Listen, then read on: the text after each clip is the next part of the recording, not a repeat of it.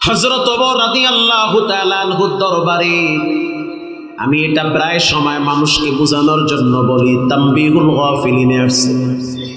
হযরত ওমরের দরবারে একজন বৃদ্ধ লোক গেছে মামলা নিয়ে। মামলা বুঝেন তো, বিচার নিয়ে গেছে।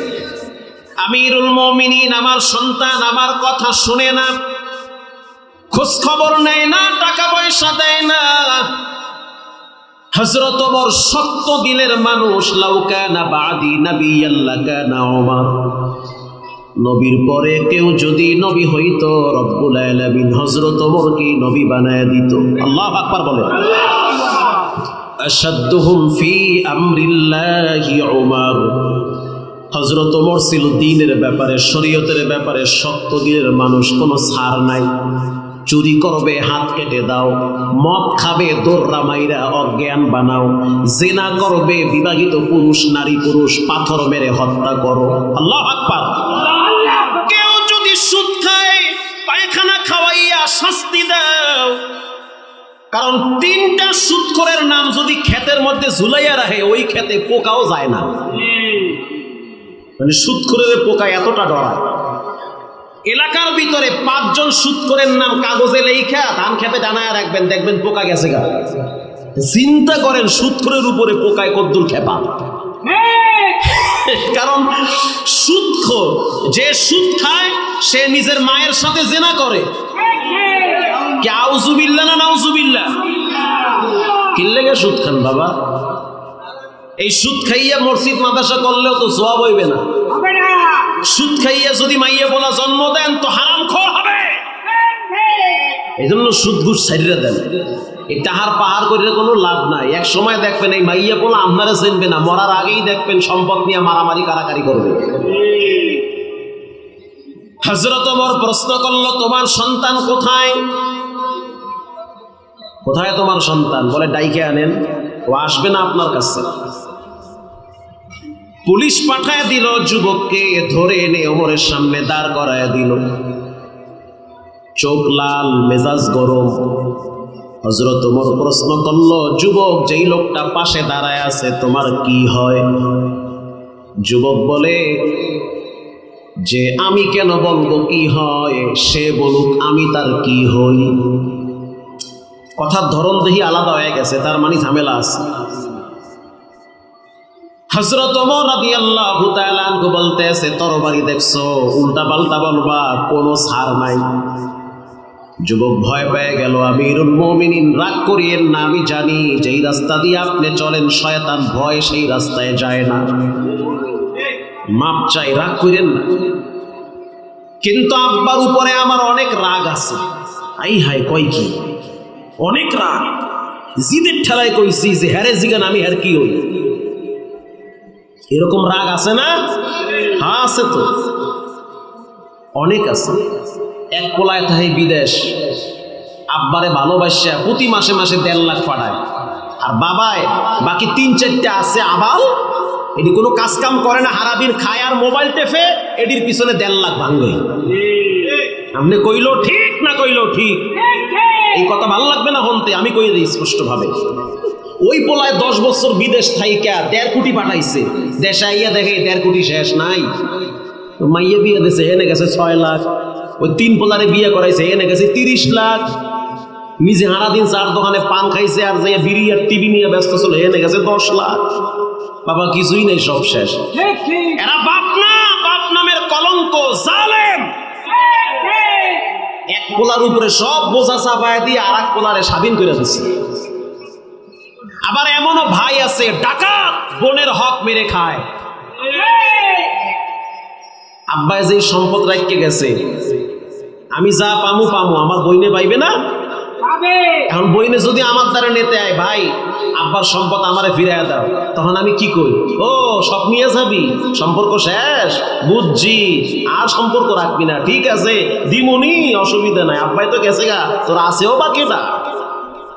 কত বড় জালেম, কত বড় নিমু খারাপ, কত বড় ইতর, যে ভাইয়ের সম্পদ, বাবার সম্পদ ভাই যা পাবে দ্বিগুণ, বোন তো অর্ধেক পাবে। এই সম্পদ যেই ভাই মেরে খায়, জোর কইরা খায়, ঠগাইয়া খায়, চেহারা কালা কইরা খায়, এ তো আল্লাহর আদালতে জালেম হয়ে দাঁড়াবে। মনে মনে জম্মের মতো রাগ হয়, কাদার রাস্তা তো পারলে গাড়ি আটকায় দিয়ে নামার। হযরত ওমর রাদিয়াল্লাহু তাআলা আনহু বলেন, যুবক, মেজাজ গরম করলে কাজ হবে না। জানতে চাই এই লোকটা তোমার বাবা হয় কিনা? বলে, হ্যাঁ আমার আব্বা হয়। তাহলে তুমি তোমার আব্বার খোঁজ খবর কেন নাও না? বাবার হক ঠিক মতো তুমি কেন আদায় করো না? যুবক বলল, আমিরুল মুমিনিন, আপনি যেই শাস্তি দিবেন মাথা পেতে মেনে নিব। প্রথমে আমি জানতে চাই, কয়েকটা প্রশ্ন করব, আপনি উত্তর দিবেন। আল্লাহু আকবার বলেন।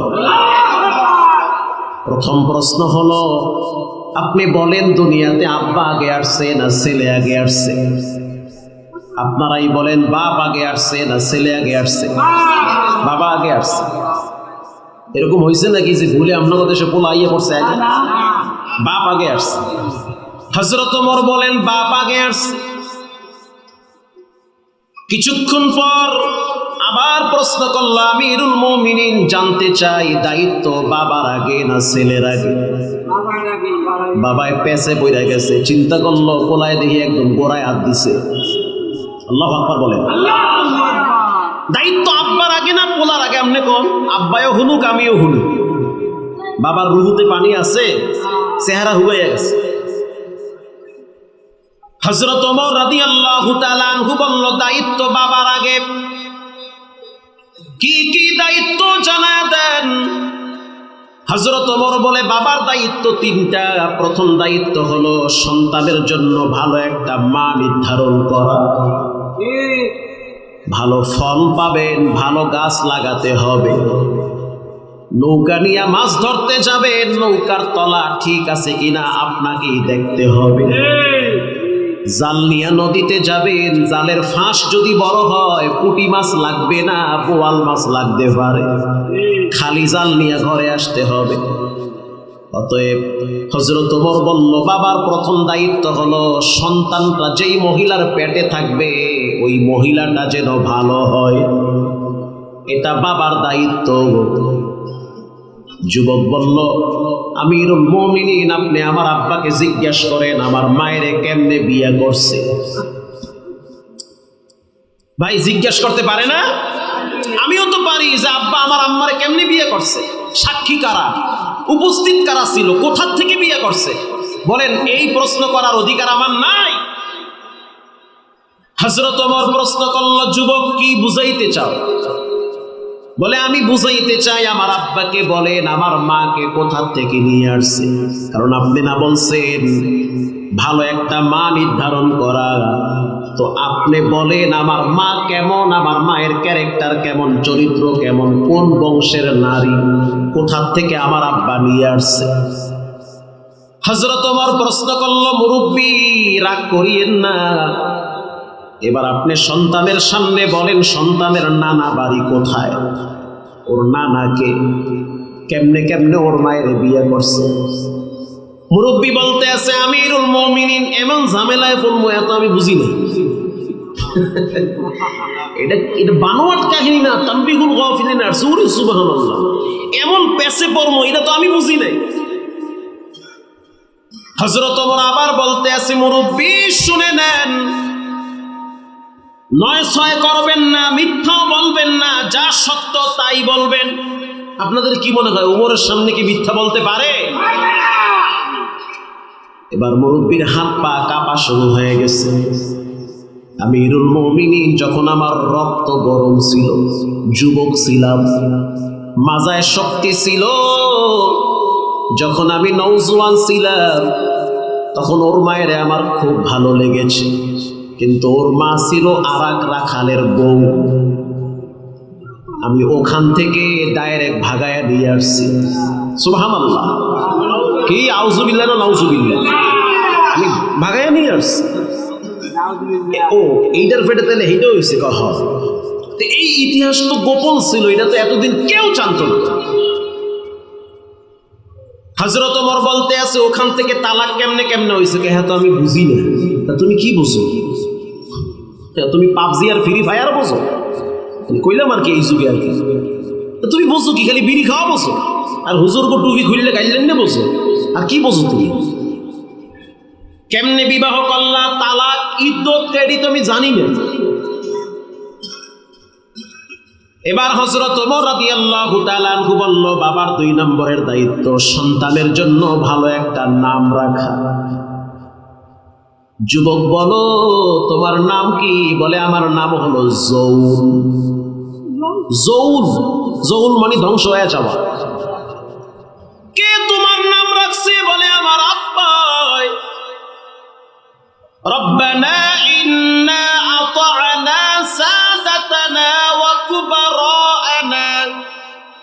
কুবারা'না ফাআযাল্লুনা আস-সাবিলা।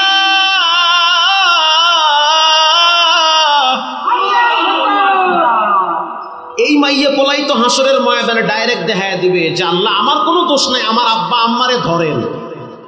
এগো শিকল লাগা। রব্বুল আলামিন বলবে কেমনে শাস্তি দিব? সন্তান এবার বলবে রব্বানা আতিহিম দি'ফাইনি মিনাল আযাবি ওয়াল আনহুম লা'নান কাবীরা। নরমাল শাস্তি দিলে হবে না, ডাবল শাস্তি দেওয়া লাগবে। হযরত ওমর রাদিয়াল্লাহু তাআলা আনহু বলল, বাবার 2 নম্বরের দায়িত্ব সন্তানের জন্য ভালো একটা নাম রাখা। মুরব্বী নামের ক্ষেত্র তো আপনি উল্টা পাল্টা করেছেন। যুবক আবার বলল, ওমর আপনি বলেন বাবার 3 নম্বরের কি দায়িত্ব? মুরব্বী বলল, যুবক বলল, মুরব্বী শুনেন, বাবার 3 নম্বরের দায়িত্ব হলো সন্তানকে কোরআন চিনানো। আল্লাহু আকবার বলেন। সন্তানকে কোরআন চিনানো, কারণ সন্তান যদি কোরআন না চিনে সে তার মা বাবাকে চিনবে না, না চিনবে না। বিশ্বাস করেন চিনবে না। সন্তানকে কোরআন চিনানো, কারণ মাঝে মাঝে আমারও মেজাজ গরম হয়, চাই যে আব্বার একটা ধমক দিমু, এত কথা কয়, আরে বুড়ো হয়ে গেল তো কথা একটু বেশি কইবি। মাঝে মাঝে আমারও মনে চায় আমার মা কি বলে না বলে, অযৌক্তিক কথা বলে, তো মনটা চায় মায়ের একটা ধমক দিয়ে বলি দূর কোন ছাতা মাতা কওনি। কিন্তু আল্লাহ বলেন ওয়ালা তানহারুহুমা ওয়া কুল লাহুমা কাওলান কারীমা। ও মাহমুদুল হাসান সাবধান, মা বাবার সামনে মাথায় ঝাঁকি দিয়া গরম মেজাজে কথা বলা হারাম। বলতে গিয়া হোঁচট খাই, না বলা যাবে না, আল্লাহ কইছে যাইবে না, যাইবি না। ওয়াখফিদ লাহুমা জানাহাদ যুল্লি মিনার রাহমাহ। রব্বুল আলামিন বলেন মা বাবার জন্য রহমতের ডানা বিছায়া দাও। চোখ গরম করে মাথা ঘামাইয়া মাথা গরম করে কথা বলবা না। এই শিক্ষা প্রাইমারিতে আমারে দেয় নাই, স্কুলেও দেয় নাই, কলেজের বইতেও দেয় নাই। এই শিক্ষা দিয়েছে শুধুমাত্র কোরআনে। এজন্য বৃদ্ধাশ্রমে কোনো হাফেজ সাহেবের মা বাবা নাই, বৃদ্ধাশ্রমে কোনো আলেমের মা বাবা নাই, বৃদ্ধাশ্রম গুলাতে কোনো ইমামের মা বাবা নাই। কেন নাই? তারা জানে যতটুকু সম্মান আর যোগ্যতা অর্জন করেছি শুধুমাত্র মা বাবার দোয়ার বরকতে। এজন্য বিনয়ের সহিত বলি, পায়ে হাত দিয়া বলি, সন্তানদেরকে দিন শিখান। আপনার সন্তান ডাক্তার হবে, ডক্টর হবে, প্রফেসর হবে, ইঞ্জিনিয়ার হবে, এটা আমাদের জন্য গৌরব। কিন্তু প্রাথমিক 3টা বছর সন্তানকে কোরআন শিক্ষা দিতে হবে, নুরানিতে পড়াতে হবে। সন্তান মাদ্রাসায় গেলে প্রথম পর্বে আলিফ, সন্তান বলে আলিফে কি হয়? উস্তাদ বলে আলিফে আল্লাহ। উস্তাদ যখন বলে আলিফে আল্লাহ, এবার আবার লিখে দেয় বাপ। বাচ্চাটা আপনার বলবে বাতে কি হয়? উস্তাদ বলে বাতে বাইতুল্লাহ। উস্তাদ জি বাইতুল্লাহ কি? উস্তাদ বলবে বাইতুল্লাহ মানে আল্লাহর ঘর। উস্তাদ এবার বলবে তা। সন্তান বলে তাতে কি হয়? যেমন আমার বাচ্চা বাসায় এসে বলে আব্বু তাতে টুপি। ছোট্ট মানুষ হাফ প্যান্ট পরে, অথচ মসজিদে গেলে টুপি নিয়ে মসজিদে যায়। কারণ এই শিক্ষাটা একমাত্র নুরানি খানায় বক্তব্যে দিবে। এজন্য সন্তানদেরকে যত শিক্ষিত বানান আফসোস নাই, বরং ভালো। জেনারেল শিক্ষিত হওয়া দরকার আছে, প্রাথমিক শিক্ষা কোরআন থেকেই দিতে হবে। সন্তান যদি দিনদার হয়, নেককার হয়, দেখবেন এই সন্তান কখনোই আপনার সাথে খারাপ ব্যবহার করবে না। হাদিসের কিতাবে আসছে, একজন সাহাবীর নাম হলো আলকামা রাদিয়াল্লাহু তাআলা আনহু, যোগ্যতা সম্পন্ন একজন সাহাবী। মৃত্যুর সময় হয়ে গেছে, মুমূর্ষ হয়ে গেছে, বিছানায় পড়ে আছে। ইন দি মিন টাইমে আলকামার জিহ্বা বেঁকা হয়ে গেছে। স্ত্রী ঘর থেকে আওয়াজ দিয়ে বলল, কে আছো, কোথায়? আমার স্বামী তো কালেমা পড়তে পারে না, আমি 5-7 মিনিটের ভিতরে শেষের দিকে চলে যাচ্ছি, আমার স্বামী তো কালেমা পড়তে পারে না। এই সংবাদ পাওয়ার পরে নবীজির সাহাবীরা নবীর কাছে চলে গেল, ওগো আল্লাহর হাবিব, আপনার সাহাবী আলকামার মুখে নাকি কালেমা আসতেছে না, জিহ্বা বেঁকা হয়ে আছে। আল্লাহর হাবিব বলতে আছে, আলকামার কে বেঁচে আছে? বলে, আলকামার বাপ নাই, শুধু মা আছে। এটা বলার সাথে সাথে নবীজি বলল, তাহলে মাকে আমার কাছে নিয়ে আসো, তা না হলে আমাকে তার মায়ের কাছে নিয়ে যাও। আলকামার মায়ের কাছে সংবাদ পাঠাইলো, তুমি যদি নবীর কাছে যেতে পারো তো যাও, না হলে নবী তোমার কাছে আসবে। আলকামার মা বলল, নবীজি আমার কাছে আসবে এটা তো বেয়াদবি হবে, আমি নবীর কাছে যাব। বৃদ্ধা মহিলা লাঠিতে ভর দিয়া দিয়া নবীর কাছে গেল। নবীর কাছে যাওয়ার পরে আল্লাহর হাবিব বলল, আলকামার মা বলো, আলকামা কেমন ব্যক্তি হিসাবে? আল্লাহু আকবার বলেন। আলকামা কেমন? বলার সাথে সাথে আলকামার মা বলল, আলকামা অনেক ভালো মানুষ, দিনদার মানুষ। আলকামা প্রতিদিন তাহাজ্জুদ পড়ে, দান খায়রাত করে, আপনার সাথে যুদ্ধের ময়দানে অংশগ্রহণ করে। আল্লাহর হাবিব বলতে আছে, আলকামার মা, এগুলা জানতে চাই না, বলো তোমার সাথে সম্পর্ক কেমন?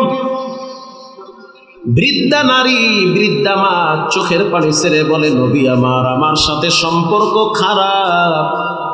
বিয়া করার পর থেকে আমার কথাকে তেমন মূল্যায়ন করে না, শুধু স্ত্রীর কথাকে প্রাধান্য দেয়। আমি অনেক কষ্ট পাইছি, আমি আমার সন্তানরে পেটে রাইখা কত যে কষ্ট করছি গো নবী। আমার সন্তানের পায়ের লাথির আঘাত আমি খাইছি, আমার সন্তান যখন পেটে ছিল মাথার আঘাত আমি সহ্য করেছি। সন্তান ভূমিষ্ঠ হওয়ার পরে মেথরনির মতো আমি নিজের হাতে পায়খানা প্রস্রাব পরিষ্কার করেছি। এখন বড় হয়ে গেছে, ঘাড়ের রক মোটা হয়ে গেছে, বইয়ের কথা শোনে, আমার কথাকে প্রাধান্য দেয় না। এটা বলার পরে আল্লাহর হাবিব বলতে আছে, আলকামার মা, আলকামারে যদি ক্ষমা করে না দাও তাহলে কিন্তু জাহান্নামের আগুনে আল্লাহ পাক পুরাবে। জাহান্নামের আগুন বড় কঠিন, দুনিয়ার চাইতে 70 গুণ পাওয়ারফুল হবে। জাহান্নামের আগুন থেকে যদি বাঁচাইতে চাও তাহলে তুমি আলকামারে মাফ করে দাও। একজন সাহাবী হওয়ার পরেও জাহান্নামের আগুন থেকে বাঁচতে পারতেছে না, মায়ের সাথে একটু উল্টাপাল্টা ব্যবহারের কারণে। আল্লাহর হাবিবের কথায় মহিলা বলতে আছে, নবী আমি তো আমার সন্তানকে মাফ করতে চাই না, কারণ কলিজার ভিতরে কষ্ট, মাফ করতে পারবো না। আল্লাহর হাবিব বলতে আছে, যদি মাফ না করো তাহলে জাহান্নামের আগুনে পুরাবার আগে দুনিয়ার আগুনে পুরাইয়া দিব। বেলালকে বলল, বেলাল দেরি আর করা যাবে না, পাহাড় থেকে লাকড়ি নিয়ে আসো, আলকামারে পুরাইয়া দিব।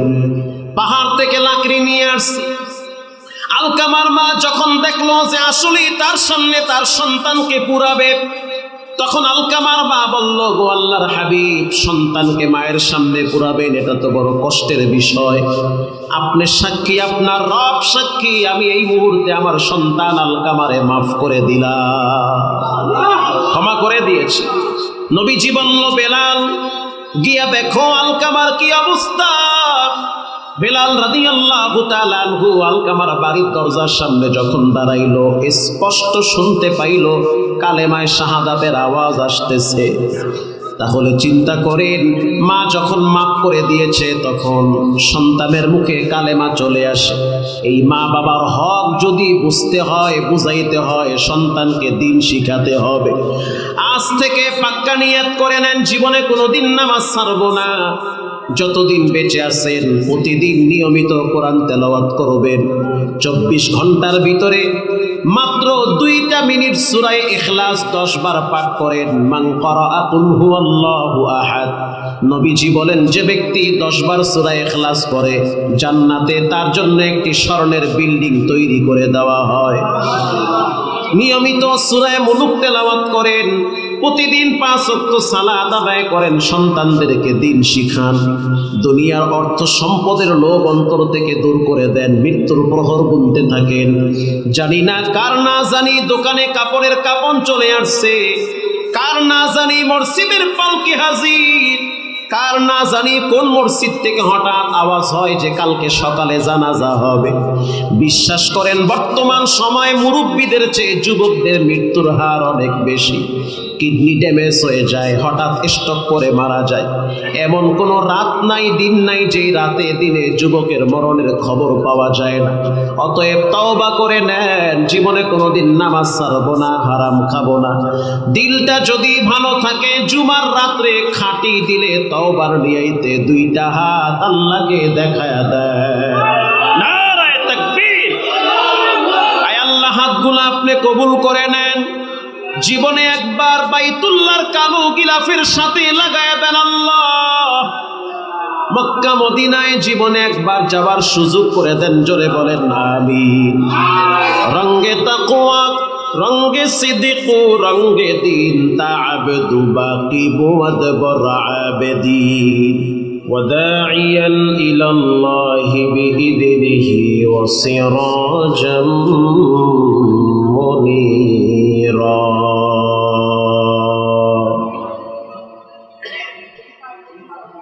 أما بعد فأعوذ بالله من الشيطان الرجيم. بسم الله الرحمن الرحيم.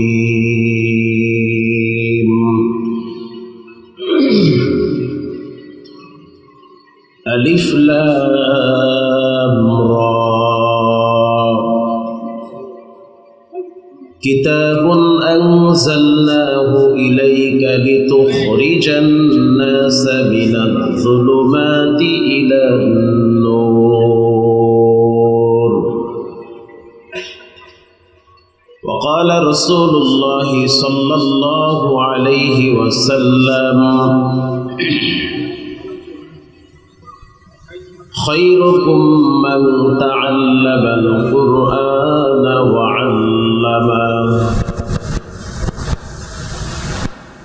صدق الله مولانا العظيم وصدق رسوله النبي الكريم.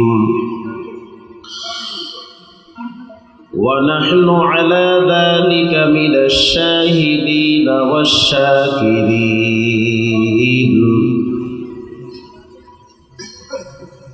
والحمد لله رب العالمين.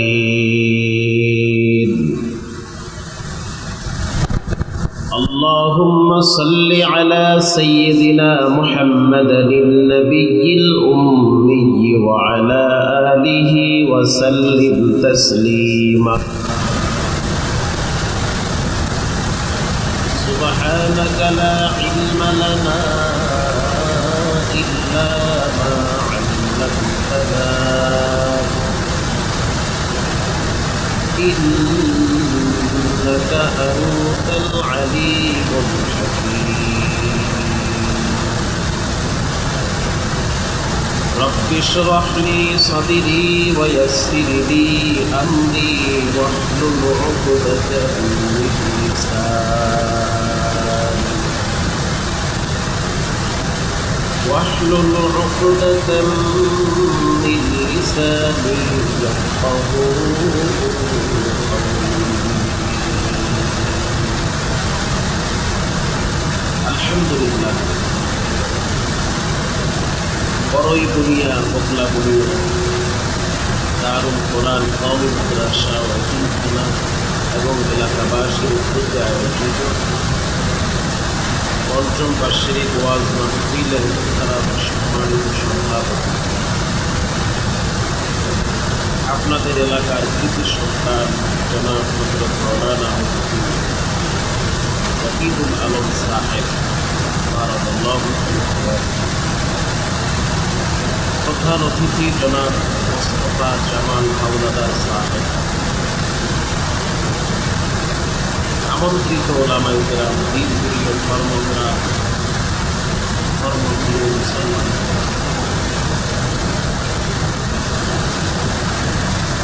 আল্লাহ তাআলার দরবারে অসংখ্য অবনত শুকরিয়া যে রব্বুল আলামিন নানা প্রতিকূলতাকে উপেক্ষা করে দল মত নির্বিশেষে সুশৃঙ্খল পরিবেশ পবিত্র জুমার রাতে মাদ্রাসার আঙ্গিনায় পদ্ধতি চালায়। আল্লাহ আমাদের মতো কিছু গুনাহগার পাপী বান্দাদের দিনই কিছু নসিহত সঠিক বলা এবং শোনার জন্য এজন্য দিন থেকে শুকর আদায় করুন।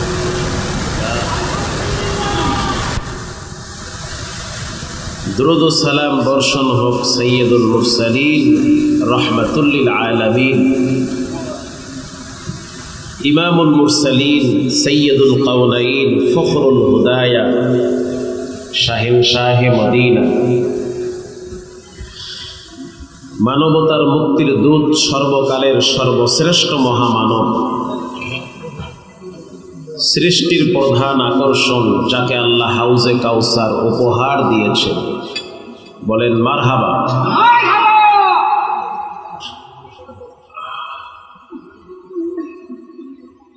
এমন একজন মহানবী, শ্রেষ্ঠ নবী, দামি নবীর উম্মত হতে পেরে আমরা খুশি না বেজার?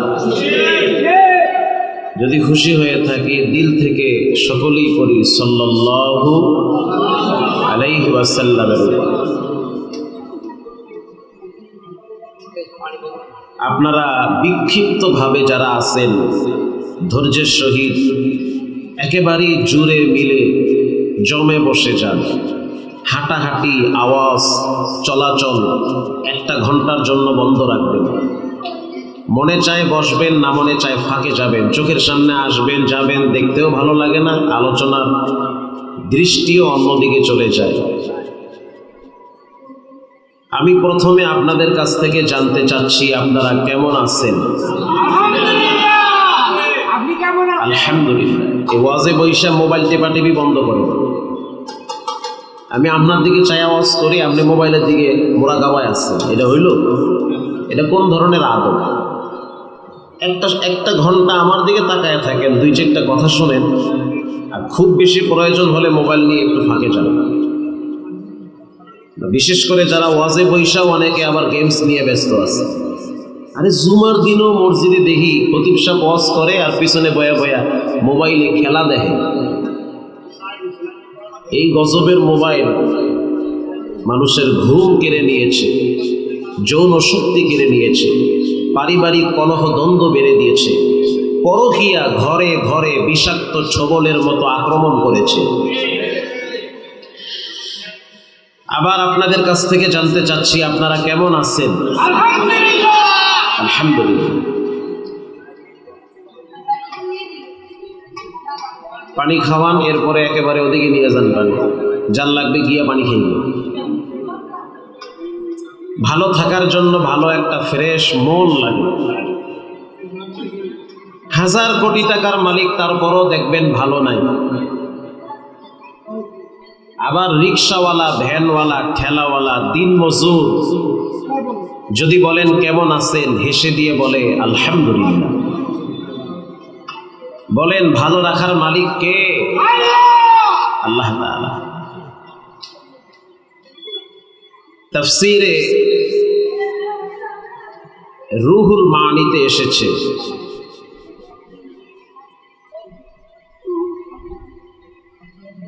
একজন গরিব মানুষ প্রচন্ড রোদের ভিতরে জোহরের নামাজের জন্য মসজিদে যাচ্ছে। তো এতটাই গরিব যে তার পায়ে কোনো জুতা ছিল না। সে আল্লাহকে বলে, আল্লাহ এমন খয়রাতি বানাইছেন, আমার তো জুতা নাই, রোদের তাপে আমার তো মাথার ঘিলু ফুটতেছে, আপনি কি পারেন না আমার মতো ফকিরকে স্বাবলম্বী করতে, ধনাঢ্য বানাইতে? আল্লাহর প্রতি তার এতটুকু অভিযোগ যে তার পায়ে, বলেন কি নাই, জুতা নাই। তো আল্লাহ তাআলা মানুষকে শিক্ষা দেওয়ার জন্য কখনো কখনো ডাইরেক্ট দেখায় দেয় যে তোমার চাইতে অনেক কষ্টে আরো মানুষ আছে। তো লাঠির আওয়াজ পাইতেছে, খটখটানি, পিছনে তাকায় দেখে একজন ন্যাংরা লাঠিতে ভর দিয়ে মসজিদে যাইতেছে, তার একটা পা নাই। এখন চোখ বড় করে চায়া কয়, ওরে আল্লাহ, আমার দি জুতা নাই, হের দি পা হই নেই। আল্লাহু আকবার বলেন। বলেন জুতা আগে না পা আগে? মাথা আগে না টুপি আগে? বাচ্চা আগে না বউ আগে? বাচ্চা আগে। গাছ আগে না ফল আগে? ভালো ফলের আশা করলে অবশ্যই গাছটার যত্ন নেওয়া দরকার। ভালো বাচ্চার আশা করলে বাচ্চার মাকেও যত্ন নেওয়া দরকার। কিন্তু বাচ্চার মা অবহেলিত হয়, বাচ্চা খুব আরামে বড় হয়। তো মাথা আগে না টুপি আগে? পা আগে না জুতা আগে? এখন আল্লাহ শিক্ষা দিতেছে, এর নাই পাও, তোমার তো জুতা নাই, এর তো পাওই নাই। কানে ধরে আর কয়, জীবনে কমু না, আমার জুতা লাগবে, তবে পাউডারে শেষ করো না। আল্লাহু আকবার বলে। এটা একটা শিক্ষা। মানুষ যখন সুখে থাকে তখন আল্লাহকে ভুলে যায়। মানুষের পায়ের শক্তি যতক্ষণ থাকে ততক্ষণ হুন্ডার পিকআপ বাড়ায়, মাগার মসজিদে যায় না। যখন পা অবশ হয় তখন হসপিটালে শুইয়া শুইয়া তায়াম্মুম কইরা পশ্চিম দিকে ফিরে দেয়। মোর মতো মরার আগে ওদিকে ফিরেই মরি। যতক্ষণ হাতের শক্তি আছে মোবাইল টিপে, চাইলে 2-4 বার কর গুনে গুনে আল্লাহুম্মা আজিরনি মিনান নার 7 বার পড়তে পারত। কিন্তু তার আঙ্গুল তো এদিকে যায় না, তার আঙ্গুল খালি এদিকে যায়। কিন্তু গাড়ি অ্যাক্সিডেন্ট করে যখন ডাক্তার হাতটা গলায় ঝুলায় দেয় তখন কয়, আল্লাহ তুমি ছাড়া আমার কেউ নাই। কথা ঠিক না বেঠিক? তো মানুষ যখন সুখে থাকে তখন আল্লাহকে ভুলে যায়, আর যখন মানুষ কষ্টে থাকে তখন আল্লাহকে বলে, পৃথিবী বড় স্বার্থপর, তুমি ছাড়া আমার কেউ নাই। আমি সিআরপি হসপিটালে গিয়েছিলাম ঢাকা সাভারে। ওখানে ম্যাক্সিমাম স্ট্রোকের রোগী, প্যারালাইজ রোগী, যাদের হাত পায়ে শক্তি নাই, তারা ওখানে ভর্তি হয়। কিন্তু আশ্চর্য দৃশ্য দেখলাম, অধিকাংশ রোগী যুবক, যুবক যুবতী, তারা স্ট্রোক করে প্যারালাইজ হয়ে গেছে, হাত পা নাড়াইতে পারে না। আমি অনেক সেনাবাহিনীর অফিসার দেখছি যে স্ট্রোক করে বিছানায় পড়ে আছে। অনেক আলেম দেখছি, তাগড়া নওজোয়ান যুবক আলেম স্ট্রোক করে বিছানায় পড়ে আছে। অনেক খেলোয়াড় দেখছি হৃদরোগে আক্রান্ত হয়ে মুগদা মেডিকেলে শুয়ে আছে।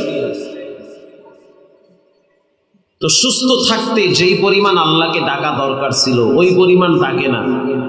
অসুস্থ হয়ে গেলে তখন সে পশ্চিম খুঁজে, তসবি খুঁজে, উজু করার জন্য মাটি খুঁজে তায়াম্মুম করবে। ঢাকার থেকে লঞ্চে বরিশাল যাচ্ছি, লঞ্চে উঠার পরে দেখি অনেক আল্লাহর ওলিরা বয়া বয়া তাস খেলায়। সুবহানাল্লাহ, নাউজুবিল্লাহ। তো দুই একজন রে বললাম নামাজ পড়বেন না, আপনি একদিন গিয়ে দেখেন বাস্তব এটা। লঞ্চে যারা বরিশাল যায়, পিরিজপুর যায়, পিরিজপুর লঞ্চ যায় না, লঞ্চে উঠার পরে সবাই কি নামাজ পড়ে? তাস খেলায় না, লুডু খেলায়, ক্যারাম বোর্ড খেলায়। তো দুই একজন রে বললাম নামাজ পড়বেন না, জান নমাজ হের দ্বারে, নামাজও কইতে পারে না, কয় নমাজ, জান নামাজ তার কাছে। তার মানে হুজুর আপনার নামাজ আপনি পড়েন, আপনি আমার নিয়ে ভাও চিন্তা করেন না। তো 20-30 জন নিয়ে নামাজ পড়লাম, আরো অনেক আগের কথা। তো লঞ্চ যখন পদ্মার মাঝখানে যায় চাঁদপুর মোহনায়, চাঁদপুর মোহনায় গেলে লঞ্চের কিন্তু মাজা মজা ব্যথা হয়ে যায়, মানে তুফানে এমন বাড়ি মারে তখন কুল হু আল্লাহ ছাড়া কিছুই খুঁজে পায় না। তো যারা কেবিনে আসছিলাম এরা চিন্তা করলাম মরণ কি ঘনাই এলো নাকি, তুফানে দেখি একবার বাড়ি এদিক দিয়ে মারে, আবার দেখি ওদিক দিয়ে মারে। তো দরজা খুইলা যখন বারান্দায় দাঁড়াইলাম, বিশ্বাস করেন এশারের নামাজ না পড়া যারা বসে বসে তাস খেলাচ্ছিল, এদের অনেকের হাতে লম্বা লম্বা তসবি দেখছি। তসবি নিয়ে উপরে ওইটা কয় সব্বি আল্লাহ, সব্বি আল্লাহ। কারণ সুবহানা রাব্বিয়াল আ'লা এটা বলতেও তো প্র্যাকটিস লাগে ভাই। চর্চা ছাড়া, প্র্যাকটিস ছাড়া মানুষ কোনোদিন কোনো বিষয়কে অর্জন করতে পারে?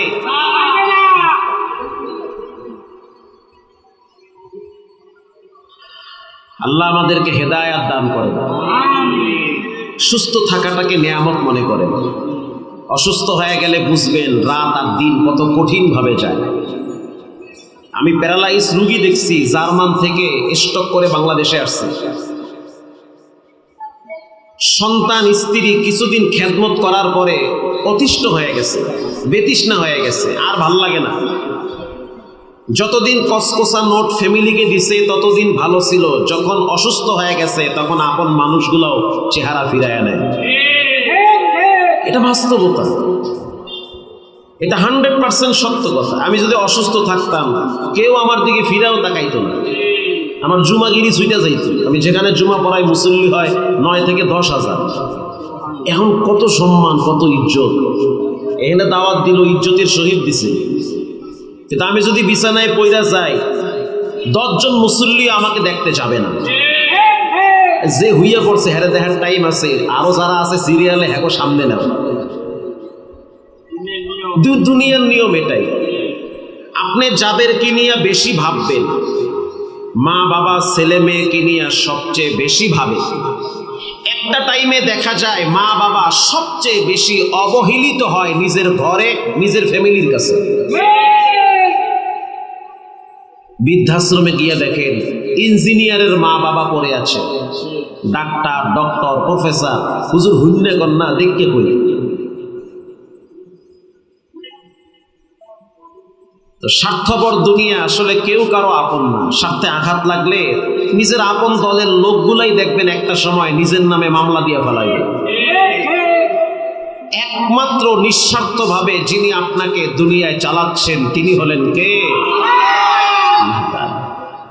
তাকে একটু সময় দেন। প্রতিদিন 5 ওয়াক্ত নামাজ আদায় করতে 1.5 ঘন্টা লাগে। বলেন 5 ওয়াক্ত সালাত আদায় করতে কয় ঘন্টা লাগে? 1.5 ঘন্টা। অথচ আসার সময় এই যে এই রোডেই তো নামাজ পড়লাম এশারের। মাদ্রাসার 4-5 জন ছাত্র আর এলাকার মনে হয় 100 বছরের উপরে বয়স হবে এরকম আছে 8-10 জন। আর বাকি অনেকেই দেখলাম যে মোবাইল টিপতে টিপতে বাড়তে যায়, হিন্দি গান শুনতে শুনতে তালে যন্ত্রণে যাইতে আছে, মসজিদে আসে না।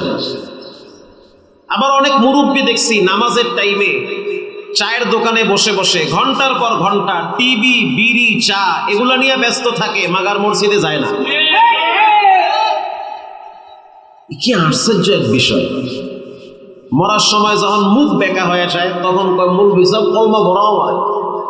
কলমা তো আপনার ভিতরে আছে, সময় আপনি এতদিন চা পড়ছেন ওইটাই পড়েন। আমি আবার জানতে চাই আপনাদের কাছ থেকে আপনারা কেমন আছেন? একটু কমায় দেন বক্সের সামনে। নবীজি বলেছেন ওয়া হায়াতাকা ক্বাবলা মাউতিক, তোমাদের মৃত্যু আসার আগে তোমরা তোমাদের হায়াতকে মূল্যায়ন করো। হায়াত বড় দামি জিনিস, এটা ফুরায় গেলে আর কোনোদিন আসবে না। আল্লাহ তাআলা আমাদের সকলকে গুরুত্বপূর্ণ হায়াতকে মূল্যায়ন করার তৌফিক দান করেন। আপনারা কি ঘুমায় গেছেন নাকি? কে কে ঘুমাইছেন দুই হাত তুলে আল্লাহকে দেখান। মাশাআল্লাহ, আমি তুললে ঠিকই দুই চারজন তুলত। আমি আপনাদের সামনে সূরা ইব্রাহিম থেকে একটি আয়াত তেলাওয়াত করেছি। সূরার নাম সূরা ইব্রাহিম। বলেন সূরাটার নাম কি? ইব্রাহিম, দামি সূরা। কোরআনুল কারীমের 13 পারার 13 নম্বর পৃষ্ঠা। সূরার নাম সূরা ইব্রাহিম। প্রত্যেকটা সূরার নাম আছে, যেমন সূরার নাম সূরা দুহা, অদ্দুহা, শুভ্র সকালের শপথ। তার মানে সূর্য যখন তার পরিপূর্ণ রূপ নিয়ে, শক্তি নিয়ে দুনিয়াতে তাপ দেয়, এটাকে বলা হয় অদ্দুহা, সকালের শপথ। ওয়াল্লাইলি ইযা সাজা, রাত যখন গভীর হয় আল্লাহ বলেন ওই অন্ধকার রাতের শপথ। মা ওয়াদ্দাআকা রাব্বুকা ওয়া মা ক্বালা, হে নবী আপনার রব আপনাকে ভুলে নাই, আপনাকে অবজ্ঞাও করে নাই। মক্কার বেঈমানেরা বলে যে আপনার রব আপনাকে ভুলে গেছে। পৃথিবীর সবাই ভুলতে পারে, কিন্তু আপনার রব আপনাকে ভুলতে পারে না। মা ওয়াদ্দাআকা রাব্বুকা ওয়া মা ক্বালা। সূরাটার নাম সূরা দুহা। যদি আপনি তাকান দেখবেন লেখা আছে অদ্দুহা। সূরার নাম সূরা বুরুজ। বুরুজ কক্ষ বিশিষ্ট আসমান। আকাশেরও নাম আছে। এক একটা আকাশ আল্লাহ তাআলা এক এক মেডিসিন দ্বারা তৈরি করছে, এক এক পাথর দ্বারা বানাইছে। সূর্যের যেমন গতিপথ আছে, তারকারও গতিপথ আছে। আল্লাহ বলেন ওয়াসসামাই যাতিল বুরুজ, কক্ষ বিশিষ্ট আসমানের কসম, আসমান বড় দামি জিনিস। যদি আপনি সূরাটার দিকে তাকান দেখবেন লেখা আছে বুরুজ। সূরার নাম বুরুজ, লেখাও কি বুরুজ। সূরার নাম সূরা ইয়াসিন। যদি আপনি তাকান দেখবেন লেখা আছে ইয়াসিন ওয়াল কুরআনিল হাকীম ইন্নাকা লামিনাল মুরসালিন আলা সিরাতিম মুস্তাকিম। যদি আপনি তাকান দেখবেন লেখা আছে ইয়াসিন। সূরার নাম সূরা রহমান। যদি আপনি তাকান দেখবেন লেখা আছে আর রহমান আল্লামাল কুরআন। সূরার নাম রহমান, তাকাইলেই দেখবেন লেখা আছে রহমান। পৃথিবীর ভিতরে সবচেয়ে মজার আওয়াজের নাম হলো কোরআনের আওয়াজ। জন্মের পরে কত গানের আওয়াজ শুনলেন, কত মানুষের আওয়াজ শুনলেন, কত সাউন্ড শুনলেন। বারবার শুনলে বিরক্ত লাগে। কত রঙের ঢঙের গান এই বাংলাদেশে সাপ্লাই দেওয়া হইল। কয়েকদিন শোনার পরে মানুষ বলে ঘেনর ঘেনর বন্ধ কর, একই আওয়াজ বারবার শুনতে ভালো লাগে না। ভালো লাগে? মসজিদে ঢুকতেছি, পিছনে একজনে কয় কাঁচা বাদাম। তার মানে এক সময় বাংলাদেশে কাঁচা বাদাম নামেও একটা গান সাপ্লাই দিয়েছিল। মানুষ মুখে মুখে কাঁচা বাদাম এই গানের আওয়াজ দিয়েছিল। এক সময় ছোট বলেন, বড় বলেন,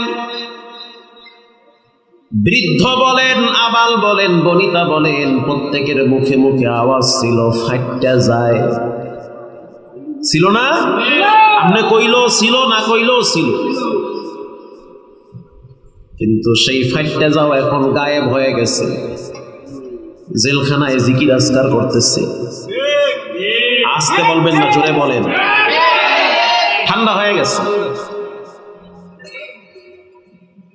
কিছুদিন গরম গরম চলার পরে এই আওয়াজ মানুষ বলে বারবার শুনতে ভালো লাগে না। ছোটবেলায় একটা গান প্রায় শুনতাম, বন্ধু 3 দিন। আরে আমি কি ঠসা নেই যে আমি কিছু শুনি না? কানের পাওয়ার তো হেভি, একবার শুনলে 3 দিন মনে থাকে। তো মানুষে কয় বন্ধু 3 দিন, তার মানে এটা একটা গানের নাম। কয়েকদিন চলার পরে এটা আর মানুষে খায় না, কয় একই আওয়াজ, ঘ্যান ঘ্যান ভালো লাগে না, নতুন কোনো নিউ মডেলের গান আছে কিনা এটা সাপ্লাই দেয়। কিন্তু কোরআনের আওয়াজ এমন একটা আওয়াজ, জন্মের পরে এতবার শুনলাম, এতবার পড়লাম, খোদার কসম একটা বারের জন্য বিরক্তি ভাব আসে নাই। আসছে? তাবারাকাল্লাযী বিয়াদিহিল মুলক ওয়া হুয়া আলা কুল্লি শাইইন কাদির।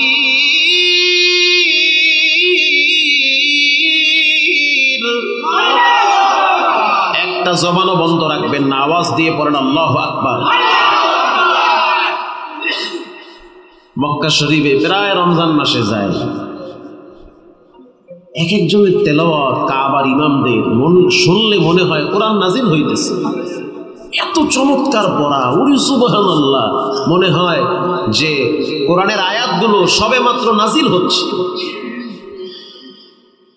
গত বছর রমজানে দেখলাম বাইতুল্লাহ শরীফের একজন দাপটে ইমাম, পাওয়ারফুল ইমাম, যার সুনাম যশ খ্যাতি পুরা বিশ্বে, যার তেলাওয়াত শুনলে হিন্দুরা পর্যন্ত স্তব্ধ হয়ে যায়, যার নাম হলো শায়েখ ইয়াসিদ দোসারি। ইয়াসিদ দোসারি যেই রাস্তা দিয়া চলে, বাচ্চাদেরকে দেখছি ওই রাস্তার ধুলা বালুগুলা বুকে লাগায়, তারা বলে কোরআন রাস্তা দিয়া হাইটা গেছে। চোখে দেখা, এত চমৎকার পড়া, ওরে সুবহানাল্লাহ, কেমনে মিলায় মিলায় এত সুন্দর করে পড়ে। ইয়াসিদ দোসারি বলেন, রমজান মাসে আমি খুতবা দেওয়ার জন্য দাঁড়াইছি, এই যে হাঁটাহাঁটি করতেছে না, ভুলে গেছি আমি, মনে নাই। আবার হাঁটাহাঁটি করবে, দোয়া করে দেবো, শেষ হবে না, হবে না, আউলে যাবে কা বুড়া। আর একবার আউলে লেগে দেওয়ার লাইনে আসে সুরা, কোনো হাঁটাহাঁটি নাই, চুপচাপ বয়ে থাকেন, যে যেমনি আছেন চুপচাপ থাকেন। وَنُنَزِّلُ مِنَ الْقُرْآنِ مَا هُوَ شِفَاءٌ وَرَحْمَةٌ لِّلْمُؤْمِنِينَ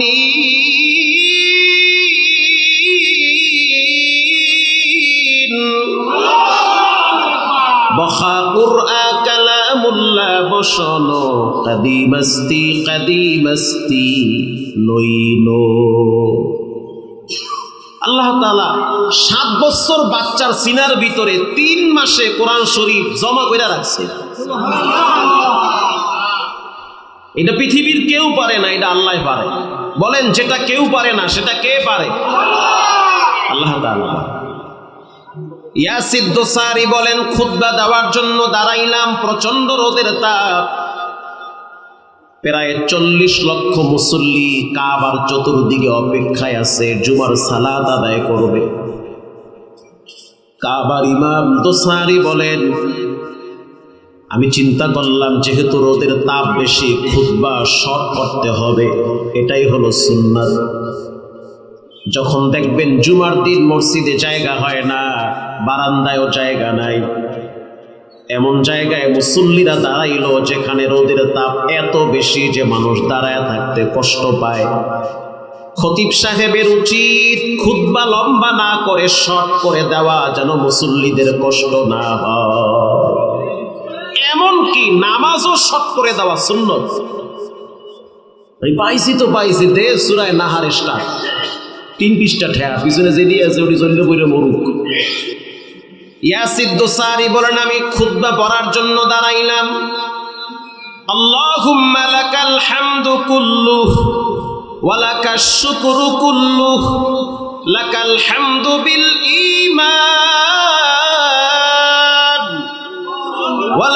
শুকরু বিল কুরআন। তার মানে রব্বুল আলামিন তোমার দরবারে শুকরিয়া যে তুমি আমারে ঈমানদার বানাইছো। তোমার দরবারে শুকরিয়া তুমি আমারে কোরআনের মতো দৌলত দান করেছো। তোমার দরবারে কোটি কোটি শুকরিয়া যে আমি যখন নামাজে দাঁড়াই লক্ষ লক্ষ মানুষ আমার পিছনে দাঁড়ায় তারা কোরআন শ্রবণ করে। এটা তোমার দরবারে শুকরিয়া। জুমার খুতবা কমপ্লিট। ইয়াসির দোসারি বলেন আমি যখন নামাজে দাঁড়াইলাম প্রথম রাকাতে আমি সূরা হাশরের কয়েকটা আয়াত তেলাওয়াত শুরু করলাম। হুয়াল্লাহুল্লাযী লা ইলাহা ইল্লা হু আলিমুল গায়বি ওয়াশ শাহাদাতি হুয়ার রাহমানুর রাহিম।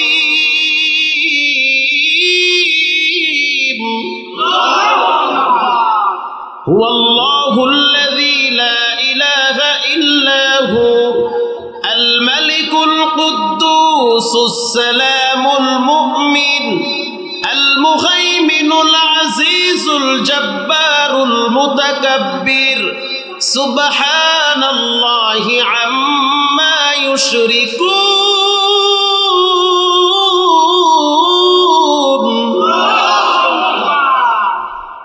প্রথম রাকাতে আমি সূরা হাশরের শেষ আয়াত পড়লাম। দ্বিতীয় রাকাতে আমি সূরা কুরাইশ তেলাওয়াত করলাম। লিইলাফি কুরাইশ ইলাফিহিম রিহলাতাশ শিতাই ওয়াস সাইফ। আমি বুঝতে পারলাম আমার পিছনে যারা দাঁড়ায় আছে তাদের মাঝখান থেকে কে যেন কাঁদতেছে। এটা আমি অনুভব করলাম। পিছনের কাতারে কেউ যদি কান্না করে তার আওয়াজ মৃদুভাবে কানে আঘাত করে। দোসারি বলেন নামাজ শেষ করলাম, সালাম ফিরাইলাম, আমি পিছনে তাকায়া দেখলাম অস্ট্রেলিয়ার একজন যুবক, দেখতে অনেক সুন্দর সুদর্শন চেহারা, এখনো পর্যন্ত তার হাতে ট্যাটু আঁকার দাগ আছে। সে পিছনে বসে বসে সালাম ফিরানোর পরে অঝর ধারায় কাঁদতেছে। এরপরে দেখলাম যেহেতু ওখানে পুলিশ দাঁড়ায় থাকে সিকিউরিটি দেওয়ার জন্য, নিরাপত্তা দেওয়ার জন্য, ওই যুবককে দেখলাম কয়েক কাতার ডেঙ্গায় আমার দিকে আসার জন্য ব্যস্ত হয়ে গেছে। মনে হচ্ছে তার কলিজার ভিতরে কে যেন আগুন ধরাইয়া দিছে, কিন্তু পুলিশ তারে আটকায়া দিছে, যেতে পারবে না। কাবার ইমাম, তার নিরাপত্তার দরকার আছে। দোসারি বলেন কেন জানি মনে হইল তার চেহারার ভিতরে হেদায়েতের নূর দেখা যায়। আমি নিজের থেকে বললাম রাস্তা ছাইরা দাও, আমার কাছে আসতে দাও, আমি তার সাথে কথা বলবো। এখন মন্ত্রী নিজেই যদি বলে যে আমি কথা বলবো, সেখানে তো আর কোনো সিকিউরিটির প্রয়োজন হয় না। কাবার ইমাম বলেন আমি তার সাথে কথা বলবো, তাকে আসতে দাও। কাছে আসলো, প্রশ্ন করলো মা ইউবুকি কায়া শাবাব, যুবক তুমি কেন কাঁদো? তোমার চোখের গোড়ায় কেন পানি? অঝর ধারায় কাঁদতেছো। যুবক বলে হুজুর আমার নাম হলো আব্দুর রহমান, আমার বাড়ি হলো অস্ট্রেলিয়াতে, আমি মুসলিম ফ্যামিলির সন্তান, আমার আব্বাও মুসলমান মাও মুসলমান, সারাটা জীবন মদের আড্ডা খানায় কাটাইছি, জীবনটা আমি মেয়েদের পিছনে নষ্ট করে দিয়েছি। রমজান মাসে আমার মা বলতে আছে সন্তান, রমজান মাসে প্রকাশ্যে পাপাচার করতে পারবা না, শয়তানকে আল্লাহ শিকলবদ্ধ করেছে। অতএব রমজান মাসে তুমি কাবা ঘরে গিয়ে আল্লাহর কাছে হাজিরা দিয়ে আসো, দেখবা শান্ত দিলকে আল্লাহ পাক শান্ত করে দিবে। হুজুর আমি আব্বার পরামর্শ এবং মায়ের পরামর্শ নিয়ে আসছি। আসার পরে আমি যখন আপনার পিছনে জুমার সালাত আদায় করলাম, আপনি যখন প্রথম রাকাতে সূরা হাশর তেলাওয়াত করলেন, তখন মনে হচ্ছে কে যেন আমার কলিজার ভিতরে পাখা দিয়া বাতাস করতেছে। অন্তরের ভিতরে গুনাহের কারণে মানুষের অন্তর নাপাক হয়ে যায়। আল্লাহর রাসূল বলেন প্রত্যেকটা বনি আদম গুনাহগার। যখন সে তওবা করে তখন তার অন্তর থেকে গুনার ময়লা দূর হয়ে যায়। অতএব হুজুর মনে হচ্ছে অন্তর থেকে গুনার ময়লাগুলো আল্লাহ পাক কোরআনের আয়াতের মাধ্যমে কাটায়া দিতেছে। ইয়া সিদ্দুসারি বলেন, তোমার অনুভূতি কি, তোমার ফিল কি? আবার তুমি নিজ ভূমিতে গিয়া কি মদের আড্ডাখানায় যাবা? সে বলে, কসম তওবা করছি, জীবনে আর কোনোদিন মদ খাবো না। একমাত্র কোরআনের মাধ্যমে রব্বুল আলামিন আমাকে হেদায়েতের রাস্তায় তুলে দিয়েছে। কোরআন হলো হেদায়েতের কিতাব। যালিকাল কিতাবু লা রাইবা ফীহি হুদাল লিল মুত্তাকিন।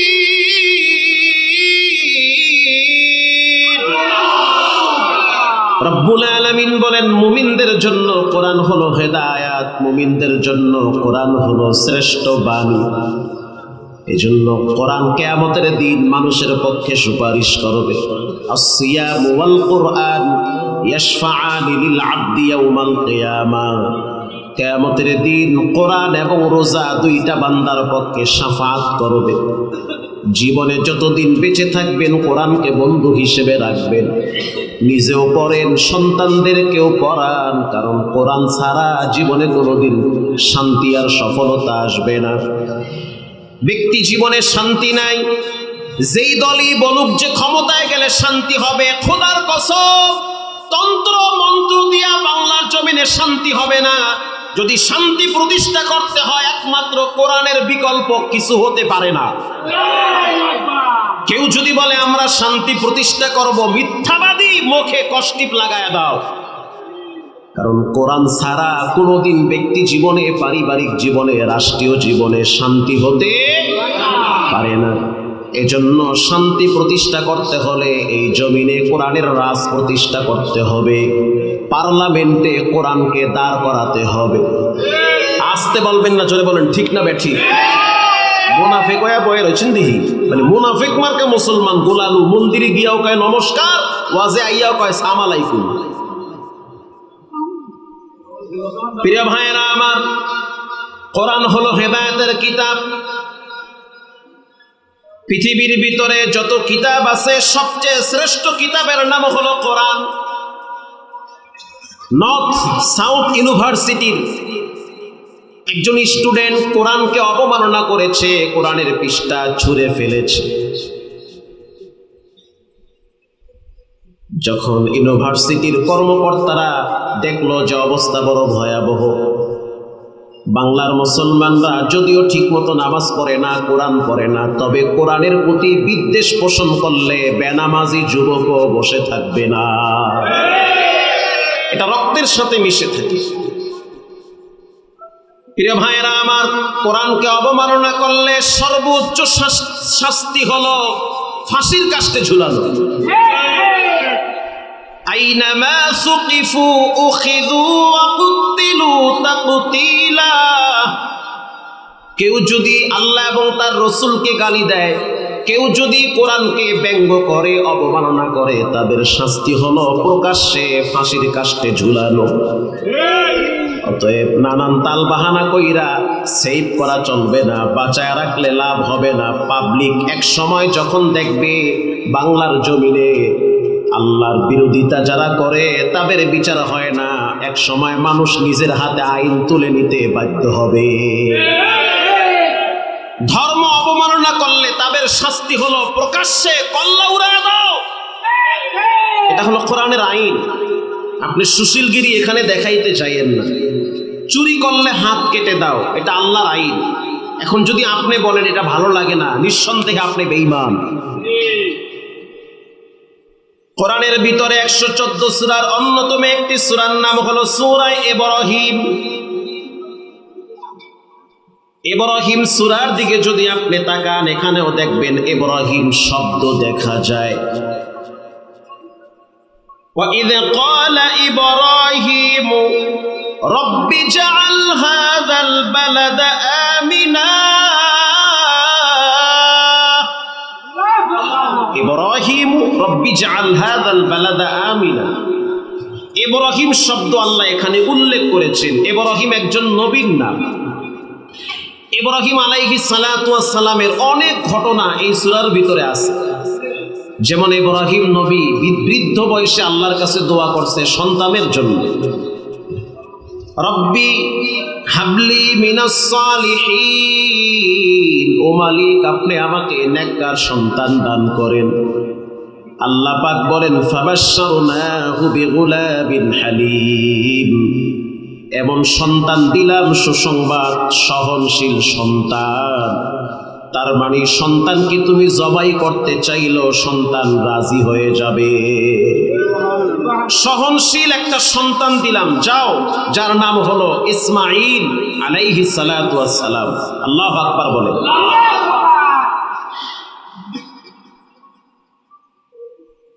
তো ইব্রাহিম নবী যেই মায়ের পেটে দুনিয়াতে আসছে তার নাম হলো হাজেরা। বলেন তার নাম কি? হাজেরা। আর ইব্রাহিম নবীর বিবি ছিল দুইজন। বলেন ইব্রাহিম নবীর স্ত্রী ছিল কয়জন? দুইজন। একাধিক বিবাহ এটা আল্লাহ হালাল করেছে। কেউ যদি দুইটা বিয়ে করে আর আপনি যদি বলেন সি সি কাম করলো কি, খোদার কসম সাথে সাথে আপনি বেঈমান। আপনি যে বেঈমান, আপনার যে ঈমান শেষ, এটা পৃথিবীর সব আলেমরা একমত। আপনি আল্লাহর হালাল বিধানকে সি সি বলছেন। বলেন একজন পুরুষ শর্ত সাপেক্ষে 4টা পর্যন্ত বিবাহ করতে পারবে, এই বিধান পৃথিবীর কোনো মোল্লা মুন্সি দিয়েছে না আল্লাহ দিয়েছে? এখন আপনি যদি বৃদ্ধাঙ্গুল দেখান, সি সি বলেন, আপনি লিখে রাখেন এই সি সি আল্লাহকে বলেছেন, আল্লাহর বিধানকে বৃদ্ধাঙ্গুল দেখাইছেন, ব্যঙ্গ করেছেন, আপনি এটার প্রতি ঘৃণা প্রদর্শন করেছেন, এ কারণে আপনার ঈমান থাকবে না। আপনি নামাজ পড়তে পারেন মাগার ঈমান না, আপনি বেঈমান, বিসমিল্লাহ ছাড়া বেঈমান আপনি। আপনার ভালো লাগলেও আল্লাহর বিধানের প্রতি শ্রদ্ধা রাখতে হবে, না লাগলেও শ্রদ্ধা রাখতে হবে।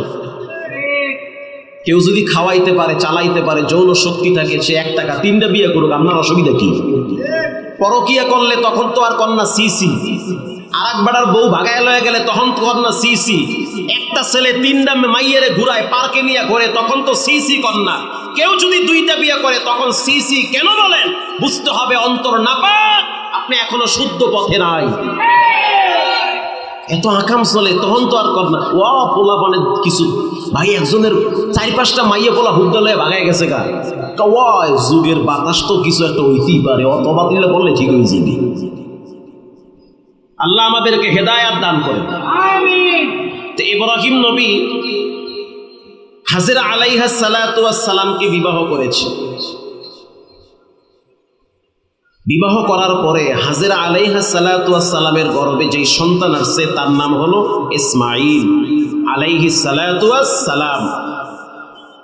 তো সতীনদের ভিতরে একটু ঠেলাঠেলি এটা থাকবেই। বলেন থাকবে কি থাকবে না? থাকবে। তো হাজেরা যখন তিনি সন্তান সম্ভব্য হলো, সারা একটু কষ্ট পাইল যে আল্লাহ হারে পোলা মানে সন্তান দিয়েছে, আমাকে দেয় নাই। এই কষ্টে জিদে হাজেরার নাক ছিদ্র করে দিয়েছে সুই দিয়ে। এখন হাজেরা কাঁদতেছে। তাফসীরে ইবনে কাসিরে আসছে যে হাজেরা যখন চিন্তা করলো যে সারা সে আমার বোন, সেও ইব্রাহিম নবীর স্ত্রী, আমিও ইব্রাহিম নবীর স্ত্রী, সে কেন রাগ করে আমার নাক ছিদ্র করে দিয়েছে। যখন হাজেরা কষ্ট পাইল, আল্লাহ তাআলা বলল, জিবরাইল একটা স্বর্ণের মাথা, একটা স্বর্ণের ফুল হাজেরার নাকে পরায়া দাও, দেখবা সৌন্দর্য দ্বিগুণ বেড়ে যাবে। পৃথিবীর ইতিহাসে এই প্রথম মহিলারা নাকফুল ব্যবহার করে, এটার মূল প্রবর্তক ছিল হাজেরা আলাইহিস সালাতু ওয়াস সালাম। এরপরে আল্লাহ তাআলা সারার গর্ভে যেই সন্তান দিয়েছে তার নাম রেখেছে ইসহাক আলাইহিস সালাম। ইব্রাহিম নবী একদিন আল্লাহকে বলে, আলহামদুলিল্লাহিল্লাযী ওয়াহাবা লি আলাল কিবারি ইসমাঈল ওয়া ইসহাক। রব্বুল আলামিন, আপনার দরবারে শুকরিয়া, এই বৃদ্ধ বয়সে আপনি আমাকে 2টা সন্তান দিয়েছেন, একজনের নাম ইসমাঈল আর একজনের নাম ইসহাক। সুবহানাল্লাহ বলেন। এই দুই সন্তান আপনি আমাকে দিয়েছেন, আপনার দরবারে হাজারো শুকরিয়া। শুধু সন্তান দেন নাই, বরং নবুয়তি দিয়া নবী বানায়া দিছেন। শুধু নবী বানান নাই, ইসমাইলের বংশের ভিতরে মুহাম্মাদুর রাসূলুল্লাহ সাল্লাল্লাহু আলাইহি ওয়াসাল্লামকে দুনিয়ায় পাঠাইছেন। এজন্য সন্তান যদি হয়, প্রথম শুকরিয়া আদায় করতে হবে কার কাছে? এই সূরার ভিতরে ইব্রাহিম আলাইহিস সালাতু ওয়াস সালাম অনেক কথা বলেছে। যেমন এই সূরার ভিতরে ইব্রাহিম নবী বলেন, রব্বি ইন্নাহুন্না আযলালনা কাসীরাম মিনান নাস ফামান তাবিআনি ফাইন্নাহু মিন্নী ওয়া মান আসানি ফাইন্নাকা গফুরুর রহিম।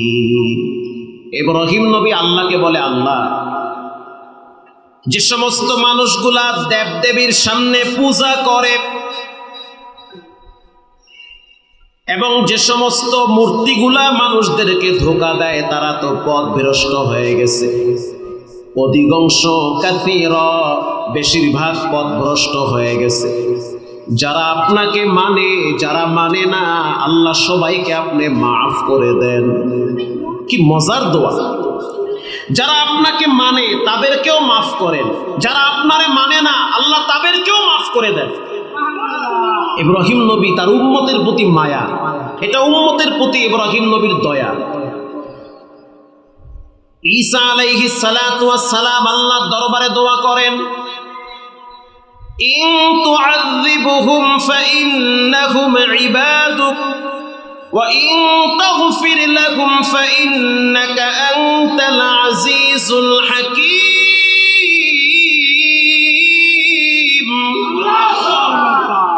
রব্বুল আলামিন, যারা আপনার নাফরমানি করে তারাও তো আপনার ইবাদত করে। অতএব যারা আপনার ইবাদত করে তারা আবার গুনাহও করে। আপনি বড় দয়াময়, যারা গুনাহ করে তাদেরকেও মাফ করে দেন, যারা গুনাহ করে না তাদেরকেও মাফ করে দেন। এই আয়াত নবীজি বসে বসে তেলাওয়াত করতেছে। আব্দুল্লাহ ইবনে আব্বাস বলেন, আমি তাকায় দেখছি নবীজির চোখের পানি বায়া বায়া পড়ে। আল্লাহর নবী বলেন, ও আব্বাস, ঈসা নবী তার উম্মতের প্রতি বড় মায়া। বাপ যেমন সন্তানের প্রতি মায়া, তার চেয়ে কোটি গুণ নবীর কাছে তার উম্মতের প্রতি বেশি মায়া। কারণ নবীরা চায় না তাদের উম্মতেরা গুনাহগার হয়ে জাহান্নামে যাক। আল্লাহর হাবিব তেলাওয়াত করতেছে, চোখের পানি ছেড়ে কাঁদতেছে। ইব্রাহিম নবীর বয়ান নবীজি বসে বসে পড়তেছে। ঈসা নবী উম্মতের প্রতি যেই মায়া, সেটা বসে বসে পড়তেছে। আল্লাহর হাবিব দুইটা হাত উপরে তুলে দিয়েছে, চিৎকার মেরে বলতে আছে, আল্লাহুম্মা উম্মতি, আল্লাহ আপনি আমার উম্মতদেরকে মাফ করে দেন।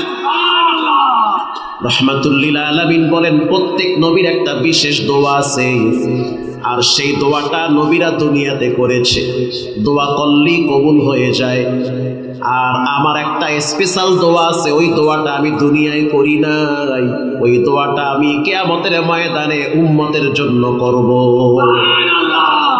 তার মানে দোয়া করবে, আল্লাহ আমার কোন উম্মত যেন জাহান্নামে না যায়।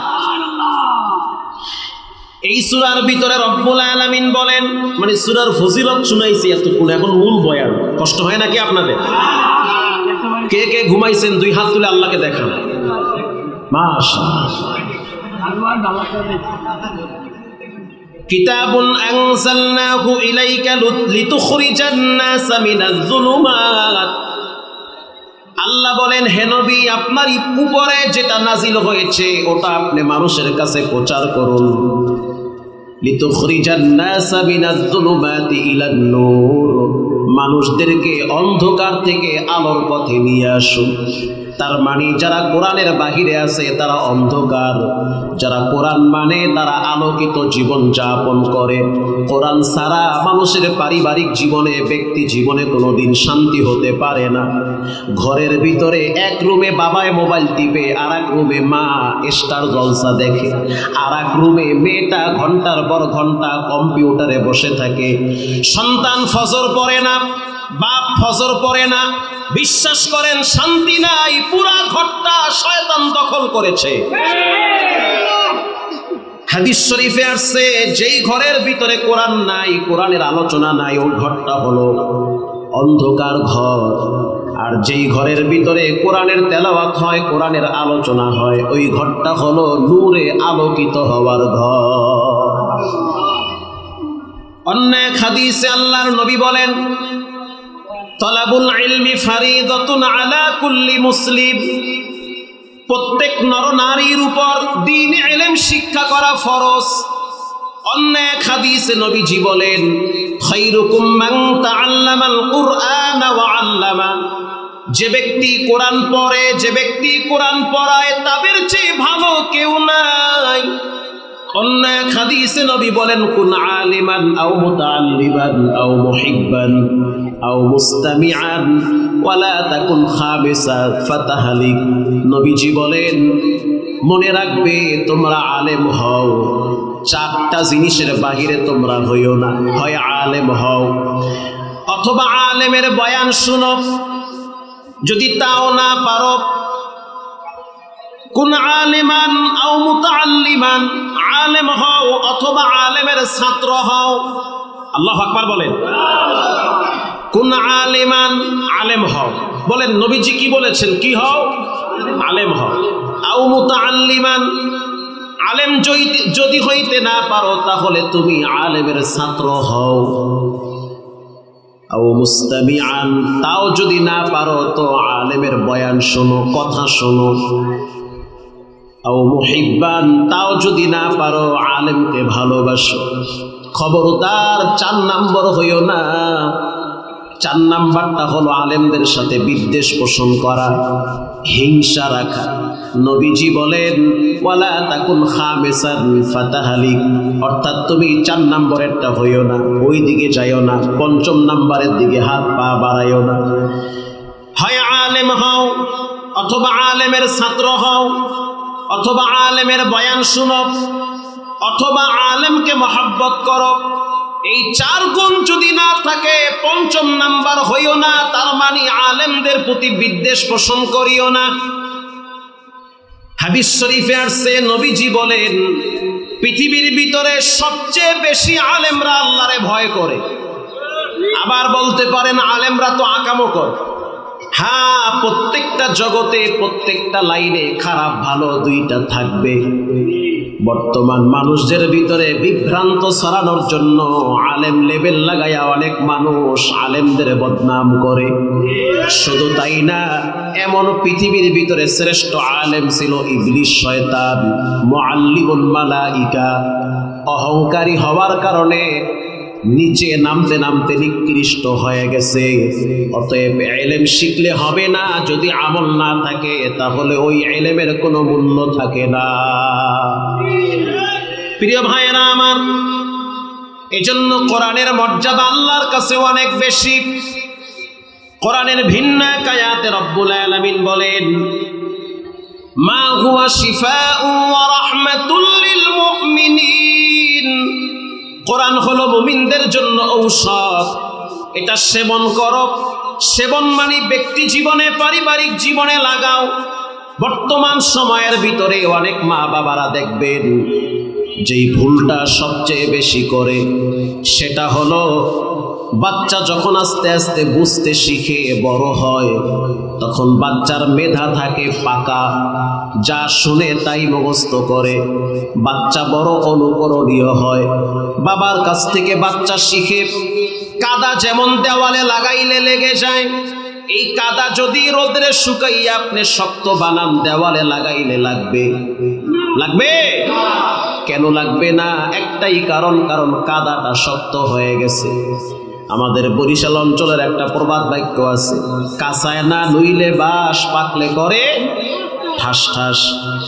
আমাদের বাচ্চাগুলো হলো কাবার মতো, এদেরকে আপনি যা বুঝাবেন, যা শিখাবেন তাই শিখবে। যদি আপনি বাচ্চাকে আগে সালাম দেন, এই বাচ্চা আপনাকে বড় হওয়ার পরে আগে সালাম দিবে। বাচ্চাকে যদি আপনি বিসমিল্লাহির রহমানির রহিম এই শিক্ষাটা খাবার খাওয়ার সময় দেন, ও বড় হওয়ার পরে জজ হবে, ব্যারিস্টার হবে, দার্শনিক হবে, বিজ্ঞান হবে। খোদার কসম, যেই খাবারটাই মুখে নিবে হালাল খাবার, বিসমিল্লাহ ছাড়া সে মুখে নিবে না। বাচ্চা যখন মুখে খাবার দিবে, আপনি শিখায় দেন পড়ো তোমার রবের নাম। বাচ্চার খাবার শেষ হওয়ার পর আপনি বলেন পড়ো আলহামদুলিল্লাহ। ঘরে যখন ঢুকবেন তখন আপনি ডান পা দিয়া ঢুকবেন, বিসমিল্লাহ বলে ঢুকবেন। ঢুকার পর দোয়া পড়বেন। যখন আপনি বাথরুমে যাবেন বাম পা দিয়া ঢুকবেন। সন্তান প্রশ্ন করে, আব্বু তুমি কেন বাম পা দিয়া বাথরুমে যাও? আপনি স্পষ্ট জানায় দেন, আমাদের নবী বলেছেন বাথরুমে বাম পা দিয়া যেতে হবে। বাম পা দিয়া যাবেন, ডান পা দিয়া বের হবেন। সন্তানকে বলবেন ডান পা দিয়া বের হওয়া সুন্নত। দোয়া পড়বেন, স্পষ্টভাবে দোয়া পড়বেন, আল্লাহুম্মা ইন্নী আউযু বিকা মিনাল খুবুসি ওয়াল খাবাইস। দোয়া সন্তানও শিখলো, আপনিও শিখলেন। এগুলা প্র্যাকটিস মা বাবা যদি করে, সন্তানের ভিতরে এটার প্রভাব বিস্তার করে। কিন্তু বর্তমান এই নির্লজ্জ সমাজের মা বাবারা এই পরিমাণ বেহায়া হয়েছে, ব্রেন এতটাই নষ্ট হয়ে গেছে, সন্তানরা সকালবেলা যদি কোচিং এ না যায় মা বাবা ধমক দেয়। বলেন দেয় কি দেয় না? প্রাইভেটে না গেলে বাবায় রাগ করে, স্কুলে না গেলে মা ধমক দেয়। খোদার কসম দিয়া বললেও কাফারা দেওয়া লাগবে না। মা বাবা যেই পরিমাণ কোচিং আর প্রাইভেটের জন্য ছেলে মেয়েকে শাসন করে, এর অর্ধেক শাসন নামাজের জন্য করে না। করে তো ধরা আপনি খাইবেন না, চান্দু খাইবে কেটা? ধরা তো আপনি খাইবে না। বাটাম ফাটা মানে আউযুবিল্লাহ ছাড়া। উত্তরবঙ্গে কয় বাটাম ফাটা। শেষ বয়সে কয় তাবিজ দাও। আমি কই তাবিজের অ্যাকশন শেষ, ইট নিয়ে আহেন পড়লে দিই। ইট পড়ায় অ্যাকশন বেশি। এই সমাজের মা বাবারা সন্তানদেরকে হারমোনিয়াম চিনে, হারমোনিয়াম, তবলা চিনে, গানের মাস্টার রাখে, ড্যান্স শিখে। অথচ ওই সন্তানটা কেবলা চিনে না, পশ্চিম চিনে না, কোরআন চিনে না, নবীর নাম জানে না, নবীর আব্বার নাম জানে না। তো যেই ছেলে মেয়ে রব চিনে না, নবী চিনে না, কোরআন চিনে না, ও তো এক সময় মা বাবাকেও চিনবে না। আর চেনে তো না, চেনে তো না। ধরা এমন কায়দায় খায়, লড়র বড় হয়ে যায় লাস্টে। হুজুর মুই কোন দিক দিয়ে যাবো? আমি কিচ্ছু করার নাই, সহির নিচে গলায় ধরি দিয়ে হইয়া থাকে।